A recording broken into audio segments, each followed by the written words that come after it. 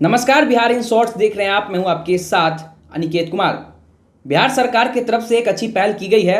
बता दें, बिहार सरकार के शिक्षा मंत्री विजय चौधरी की तरफ से एक अच्छी पहल की गई है कि शिक्षकों को अब मध्याह्न भोजन की जिम्मेदारियों से मुक्त कर दिया जाए, ताकि शिक्षक जो हैं वो केवल और केवल पढ़ाने पर, बच्चों को पढ़ाने पर ध्यान दें।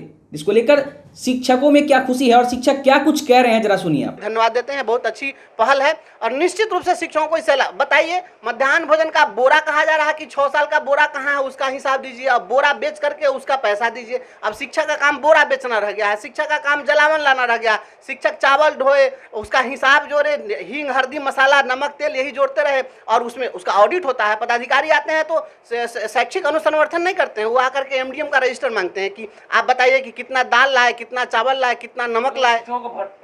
निश्चित रूप से, और इसका एक एक चीज का भाउचर बनाना। अब उसमें नमक और कम पड़ गया तो वो कहेंगे कि दाल के प्रोपोर्शन में नमक है कि नहीं। निश्चित रूप से पढ़ाई पर असर पड़ता है और हम ये भी सरकार से मांग करते हैं कि मध्याह्न भोजन योजना तो चलनी चाहिए, लेकिन उसको विद्यालय में एक सेपरेट व्यवस्था करिए। विद्यालय के अंदर हो लेकिन सेपरेट व्यवस्था हो। खाना बन रहा होता है और बच्चों की नज़र निगाह भोजन पर रहती है। हाँ, जो शिक्षा मंत्री ने कहा कि मध्याह्न भोजन से शिक्षकों को अलग किया जाना चाहिए, बिल्कुल अलग किया जाना चाहिए। और इसके चलते जो शैक्षणिक माहौल है स्कूलों में वह बाधित होता है और चूँकि खिलाने और पिलाने में और जो बच्चों का ध्यान है वहाँ पे जो बनता है उससे भी प्रभावित होता है। इसलिए हम लोग चाहेंगे कि मध्याह्न भोजन शिक्षकों से बिल्कुल अलग हो और वहाँ पे जो लोकल बॉडी है गाँव के, उसके माध्यम से बनाया जाए तो ज़्यादा बेस्ट है, पैकेजिंग से। हाँ, शिक्षकों का ध्यान बटता है।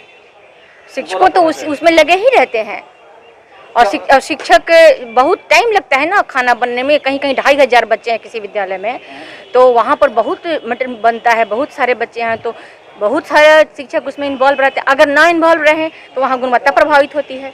इन्वॉल्व रहेंगे क्योंकि उनकर लिएबिलिटी आती है कि ठीक से बने, कुछ सुरक्षित रहे, साफ रहे, तो लगना ही पड़ता है। सबसे बड़ी बात है कि शिक्षक पढ़ाने के काम के लिए नहीं बल्कि खाना खिलाने के काम में लगे हुए थे और जितना दोहन इनके अधिकारी जाते थे वो स्कूल के शिक्षकों और प्रधानाध्यापकों से दोहन करने के फेर में लगे रहते थे।